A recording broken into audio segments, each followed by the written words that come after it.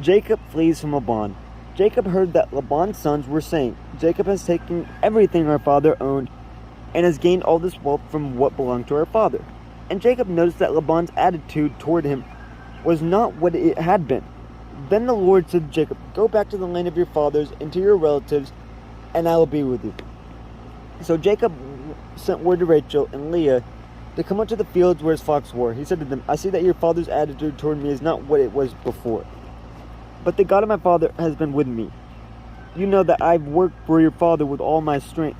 Your father has cheated me by changing my wages 10 times. However, God has not allowed him to harm me. If he said, 'The speckled ones will be your wages,' then all the flocks gave birth to speckled young. And if he said, 'The streaked ones will be your wages,' then all the flocks bore streaked young.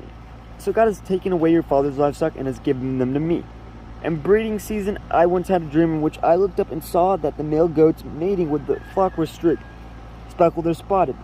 The angel of God said to me in the dream, 'Jacob.' I answered, 'Here I am.' And he said, 'Look up and see that all the male goats mating with the flocks are streaked, speckled or spotted.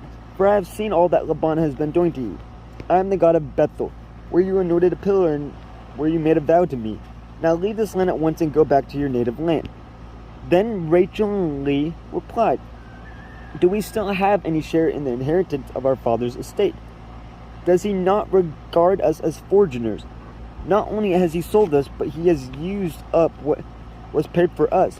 Surely all the wealth that God took away from our father belongs to us and our children. So do whatever God has told you.'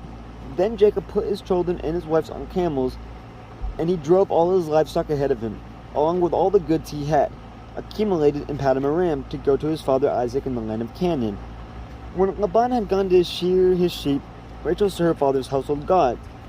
Moreover, Jacob deceived Laban the Aramean by not telling him he was running away. So he fled with all he had, crossed a Peretz river, and headed for the hill country of Gilead. Laban pursues Jacob. On the third day, Laban was told that Jacob had fled, taking his relatives with him.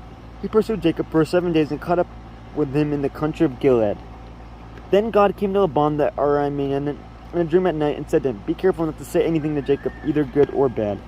Jacob had pitched his tent in the hill country of Gilead when Laban overtook him, and Laban and his relatives camped there too. Then Laban said to Jacob, 'What have you done? You've deceived me, and you've carried off my daughters like captives in war. Why did you run off secretly and deceive me? Why didn't you tell me so I could send you away with joy and singing to the music of timbrels and harps?